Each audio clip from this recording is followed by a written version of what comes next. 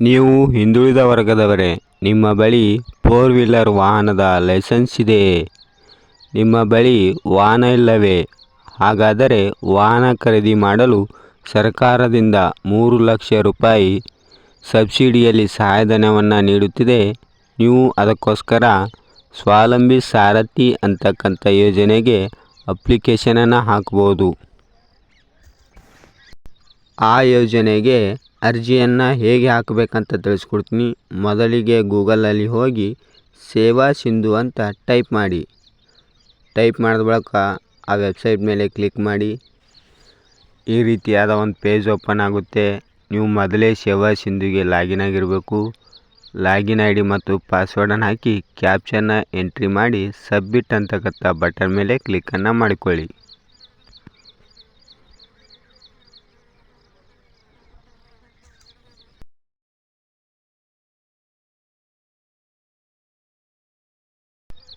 Submit ಎಂಬ button ಮೇಲೆ click ಮಾಡಿದಾಗ ಈ ರೀತಿಯಾದ ಒಂದು ಪೇಜ್ ಓಪನ್ ಆಗುತ್ತೆ. ಅಲ್ಲಿ ಅಪ್ಲೈ ಫಾರ್ ಸರ್ವಿಸ್ ಅಂತ ಕಾಣ್ತಾ ಇದೆಯಲ್ಲ, ಅದರ ಮೇಲೆ ಕ್ಲಿಕ್ ಮಾಡ್ಕೊಳ್ಳಿ. ಕ್ಲಿಕ್ ಮಾಡ್ಕೊಂಡು ವ್ಯೂ ಆಲ್ ಸರ್ವಿಸ್ ಅಂತ ಕಾಣ್ತಾ ಇದೆಯಲ್ಲ, ಅದರ ಮೇಲೆ ಕ್ಲಿಕ್ಕನ್ನು ಮಾಡಿಕೊಳ್ಳಿ.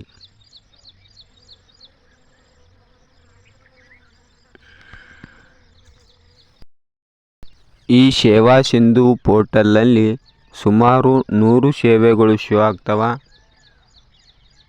ಅದಕ್ಕಾಗಿ ಸರ್ಚ್ ಅಂತಕ್ಕಂಥ ಬಟನ್ ಮೇಲೆ ಸ್ವಾವಲಂಬಿ ಸಾರಥಿ ಅಂತ ಟೈಪ್ ಮಾಡಿ. ಅಲ್ಲಿ ಒಂದು ಸ್ವಾವಲಂಬಿ ಸಾರಥಿ ಅಪ್ಲಿಕೇಶನ್ ಅಂತ ಬರುತ್ತೆ, ಅದರ ಮೇಲೆ ಕ್ಲಿಕ್ಕನ್ನು ಮಾಡಿಕೊಳ್ಳಿ. ಕ್ಲಿಕ್ ಮಾಡ್ಕೊಂಡಾಗ ಈ ರೀತಿಯಾದ ಪೇಜ್ ಓಪನ್ ಆಗುತ್ತೆ. ಹಿಂದುಳಿದ ವರ್ಗಗಳ ಕಲ್ಯಾಣ ಇಲಾಖೆ ಅಂತ ಪೇಜ್ ಓಪನ್ ಆಗುತ್ತೆ. ಇಲ್ಲಿ ಕಾರ್ಪೊರೇಷನ್ ನಿಗಮ ಅಂತ ಕಾಣ್ತಾ ಇದೆಯಲ್ಲ, ಅಲ್ಲಿ ಪ್ಲೀಸ್ ಸೆಲೆಕ್ಟ್ ಅದಲ್ಲ, ಅಲ್ಲಿ ಕ್ಲಿಕ್ಕನ್ನು ಮಾಡ್ಕೊಳ್ಳಿ. ನೀವು ಯಾವ ನಿಗಮದವರು ಇಲ್ಲಿ ನೋಡಿ. D Devaraj Urs backward class ಇದೆ, ಕರ್ನಾಟಕ ಅಲೆಮಾರಿ ಇದೆ, ಕರ್ನಾಟಕ ಮಡಿವಾಳ ಮಾಚಿದೇವ ಇದೆ, ಕರ್ನಾಟಕ ಮರಾಠ ಕಮ್ಯುನಿಟೀಸ್ ಇದೆ, ಕರ್ನಾಟಕ ಸವಿತಾ ಸಮಾಜ ಡೆವಲಪ್ಮೆಂಟ್ ಇದೆ, ಕರ್ನಾಟಕ ವಿಶ್ವಕರ್ಮ ಕಮ್ಯುನಿಟೀಸ್ ಇದೆ. ನೀವು ಅದರೊಳಗೆ ಯಾವುದಾದ್ರೂ ಒಂದು ನಿಗಮವನ್ನು ಆಯ್ಕೆಯನ್ನು ಮಾಡ್ಕೊಳ್ಳಿ. ಫೈನಾನ್ಷಿಯಲ್ ವರ್ಷ ಹಾಗೆ ಬರುತ್ತೆ. ನೀವು ಈಗ ಈ KYCಯನ್ನು ಮಾಡಿಕೊಳ್ಬೇಕು. ಆಧಾರ್ ಕಾರ್ಡ್ ನಂಬರನ್ನು ಹಾಕಿ ನನ್ನ ಆಧಾರ ಮಾಹಿತಿ ಅಂತ ಕಾಣ್ತಾ ಇದೆಯಲ್ಲ, ಅದ್ರ ಮೇಲೆ ಕ್ಲಿಕ್ಕನ್ನು ಮಾಡ್ಕೊಂಡು OTP ಹಾಕಬೇಕು. ನಿಮ್ಮ ಮೊಬೈಲ್ಗೆ OTP ಬರುತ್ತೆ, ಅದನ್ನು ಟೈಪ್ ಮಾಡಬೇಕು.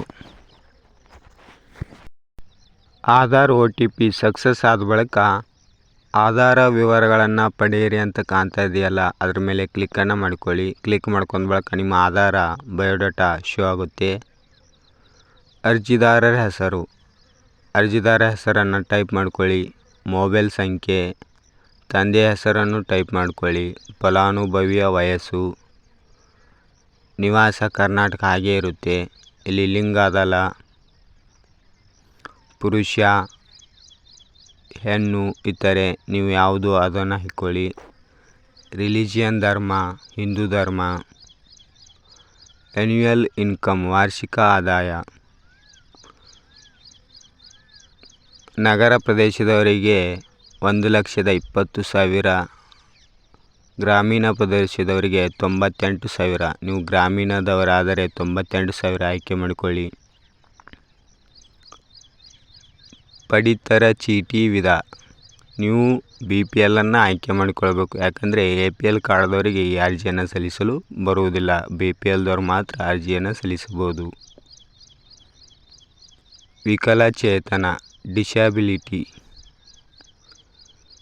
ಡಿಸ್ಯಾಬಿಲಿಟಿ ಇದ್ದರೆ ಎಸ್ ಅಂತ ಹಾಕ್ಕೊಳ್ಳಿ, ಇಲ್ಲಾಂದರೆ ನೋ ಅಂತ ಹಾಕ್ಕೊಳ್ಳಿ. ಪಡಿತರ ಚೀಟಿ ಸಂಖ್ಯೆ, ನೀವು ನಿಮ್ಮ ರೇಷನ್ ಕಾರ್ಡ್ ನಂಬರನ್ನು ಎಂಟ್ರಿ ಮಾಡ್ಕೊಳ್ಳಿ. ಕಾಸ್ಟ್, ಜಾತಿ ID ನಂಬರನ್ನು ಹಾಕ್ಕೊಳ್ಳಿ. ಜಾತಿ ಪ್ರಮಾಣ ಪತ್ರದ ಪ್ರಕಾರ ಹೆಸರು ಬರುತ್ತೆ. ಕಾಸ್ಟ್ ಜಾತಿ ಹೆಸರು ಬರುತ್ತೆ. ಈ ಕಡೆ ಆದಾಯ ಪ್ರಮಾಣ ಪತ್ರದ ಆಡಿ ಸಂಖ್ಯೆನ ಹಾಕ್ಕೊಳ್ಳಿ. ಆಟೋಮೆಟಿಕ್ಕಾಗಿ ಅದರ ಪ್ರಕಾರ ಹೆಸರು ಬರುತ್ತೆ, ಅದರ ಪ್ರಕಾರ ವಾರ್ಷಿಕ ಆದಾಯ ಬರುತ್ತೆ. ಈ ಯೋಜನೆಗೆ ಹಿಂದುಳಿದ ವರ್ಗದವರಾದ ಪ್ರವರ್ಗ 1, 2A, 2B, 3A, 3B ವರ್ಗದವರು ಮಾತ್ರ ಈ ಯೋಜನೆಗೆ ಅರ್ಜಿಯನ್ನು ಹಾಕಬೇಕು, ಉಳಿದವರಿಗೆ ಬರುವುದಿಲ್ಲ.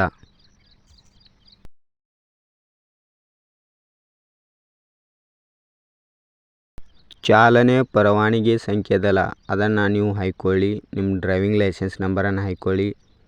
ವಾಹನದ ವಿವರ ಇದೆ, ನೀವು ಟೂರಿಸ್ಟ್ ಟ್ಯಾಕ್ಸಿ ತೊಗೋತಿರೋ ಗೂಡ್ಸ್ ವೆಹಿಕಲ್ ತೊಗೋತಿರೋ ಅದನ್ನು ಸೆಲೆಕ್ಟ್ ಮಾಡ್ಕೊಳ್ಳಿ. ಡ್ರೈವಿಂಗ್ ಲೈಸೆನ್ಸ್ ಮುಕ್ತಾಯದ ದಿನಾಂಕ ಆ ಬಾಕ್ಸ್ ಕಾಣ್ತಾ ಇದೆಯಲ್ಲ ಅದ್ರ ಮೇಲೆ ಕ್ಲಿಕ್ ಮಾಡ್ಕೊಳ್ಳಿ. ನೀವು ನಿರುದ್ಯೋಗಿಯು ಎಸ್ ಅಂದರೆ ಎಸ್ ಹಾಕಿ, ಇಲ್ಲ ಅಂದರೆ ನೋ ಹಾಕಿ. ಸಾಲದ ಉದ್ದೇಶನ ಎರಡು ಮೂರು ವರ್ಡ್ನಾಗ ಸಾಲದ ಉದ್ದೇಶವನ್ನು ಬರಿಬೇಕು. ನೀವು ಯಾವುದಕ್ಕೋಸ್ಕರ ಸಾಲವನ್ನು ತೆಗೆದುಕೊಳ್ಳುತ್ತಿದ್ದೀರಂತ.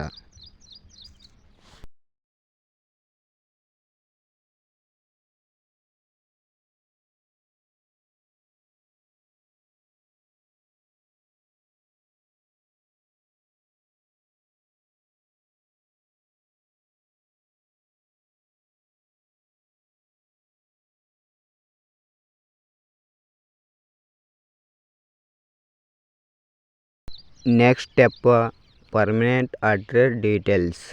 ಇದನ್ನು ನೀವು ಕಡ್ಡಾಯವಾಗಿ ಫಿಲ್ ಮಾಡಲೇಬೇಕು. ಡಿಸ್ಟಿಕ್ ನಿಮ್ಮ ಜಿಲ್ಲೆಯನ್ನು ಆಯ್ಕೊಳ್ಳಿ. ನಂದು ಕಲಬುರಗಿ ಇದೆ, ಕಲಬುರಗಿಯನ್ನು ಆಯ್ಕೆ ಮಾಡ್ಕೊಂಡಿನಿ. ತಾಲೂಕು ನಿಮ್ಮ ತಾಲೂಕನ್ನು ಆಯ್ಕೆ ಮಾಡ್ಕೊಳ್ಳಿ. ನಂದು ಕಲಬುರಗಿ ಜಿಲ್ಲೆಯಲ್ಲಿ ಜೇವರ್ಗಿ ತಾಲೂಕಿದೆ, ಜೇವರ್ಗಿ ತಾಲೂಕನ್ನು ಆಯ್ಕೆ ಮಾಡ್ಕೊಂಡಿನಿ. ನಿಮ್ಮ ಹೋಬಳಿಯನ್ನು ಟೈಪ್ ಮಾಡ್ಕೊಳ್ಳಿ. ನಿಮ್ಮ ಗ್ರಾಮವನ್ನು ಟೈಪ್ ಮಾಡ್ಕೊಳ್ಳಿ.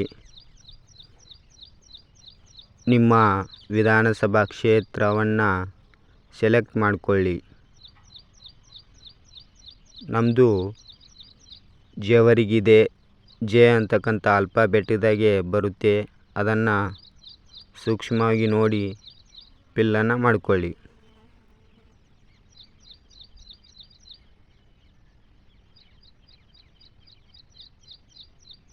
ಜೇವರ್ಗಿ ಅಂತಕ್ಕಂಥದ್ದನ್ನು ಸೆಲೆಕ್ಟ್ ಮಾಡ್ಕೊಂಡೆ. ಅಡ್ರೆಸ್ ನಿಮ್ಮ ಕಾಯಂ ವಿಳಾಸವನ್ನು ಟೈಪ್ ಮಾಡ್ಕೊಳ್ಳಿ. ನಂದು ಹೆಡ್ ಪೋಸ್ಟ್ ಹುಲ್ಲೂರಿದೆ, ಹೆಡ್ ಪೋಸ್ಟ್ ಹುಲ್ಲೂರನ್ನು ಟೈಪ್ ಮಾಡ್ಕೊಳ್ತಾ ಇದ್ದೀನಿ. ಪಿನ್ ಕೋಡ್ ನಿಮ್ಮ ಪಿನ್ ಕೋಡನ್ನು ಸೆಲೆಕ್ಟ್ ಮಾಡ್ಕೊಳ್ಳಿ. 585212 ಸೆಲೆಕ್ಟ್ ಮಾಡ್ಕೊಂಡ ಬಳಿಕ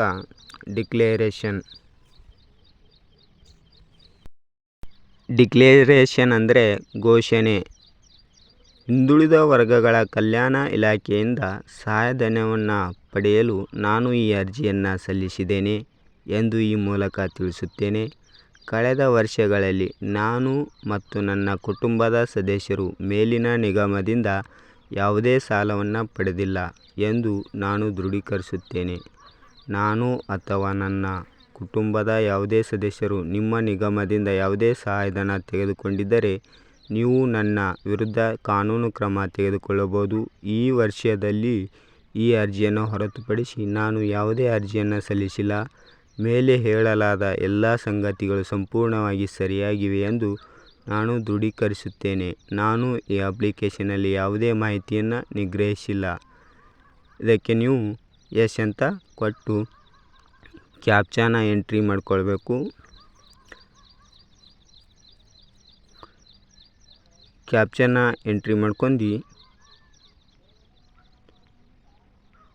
ಸಬ್ಮಿಟ್ ಅಂತಕ್ಕಂಥ ಬಟನ್ ಕಾಣ್ತಾ ಇದೆಯಲ್ಲ, ಆ ಸಬ್ಮಿಟ್ ಅಂತಕ್ಕಂಥ ಬಟನ್ ಮೇಲೆ ಕ್ಲಿಕ್ಕನ್ನು ಮಾಡಿಕೊಳ್ಳಿ.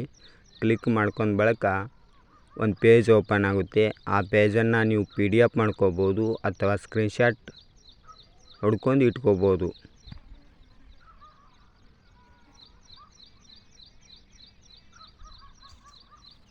ಈ ಅರ್ಜಿ ಸಲ್ಲಿಸಿದಂಥ PDF ನಿಮಗೆ ಸಹಾಯಧನ ಸಿಗುವವರೆಗೂ ನಿಮ್ಮ ಬಳಿ ಇರಲೇಬೇಕು. ಅದನ್ನು ಜೋಪಾನವಾಗಿ ಇಟ್ಕೊಳ್ಳಿ. ಇನ್ನೂ ಯಾರು ನಮ್ಮ ಚಾನಲನ್ನು ಸಬ್ಸ್ಕ್ರೈಬ್ ಮಾಡ್ಕೊಂಡಿಲ್ಲ ಬೇಗನೆ ಮಾಡ್ಕೊಳ್ಳಿ. ಆದಷ್ಟು ಈ ವಿಡಿಯೋಕ್ಕೆ ಲೈಕ್ ಮಾಡಿ, ಕಮೆಂಟ್ ಮಾಡಿ. ಹಾಗೆ ಈ ವಿಡಿಯೋವನ್ನು ಸ್ವಾವಲಂಬಿ ಸಾರಥಿ ಯೋಜನೆಗೆ ಅರ್ಜಿ ಹಾಕುವವರಿಗೆ ಶೇರ್ ಮಾಡಿ.